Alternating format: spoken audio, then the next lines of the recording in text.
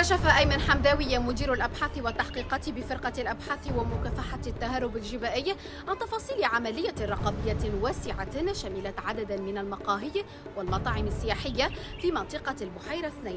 2، مؤكدا أن الحملة تندرج ضمن العمل الرقابي اليومي للفرقة، لكنها تميزت هذه المرة بالتنسيق المحكم والتنفيذ المتزامن. حمداوي أفاد في تصريح لراديو موزاييك أن نحو 30 باحثا جنائيا و8 محللين إعلاميين موزعين على 8 فرق ميدانية شاركوا في العملية، وقد تمكنت هذه الفرق من حجز الوثائق المحاسبية والفواتير المستخرجة من آلات التسجيل مباشرة في عين المكان، وذلك بغرض مقارنة المعطيات الفعلية بما تم التصريح به لدى الإدارة الجبائية. وأظهرت النتائج الأولية وجود فوارق مالية كبيرة قد تصل إلى عشرات المليارات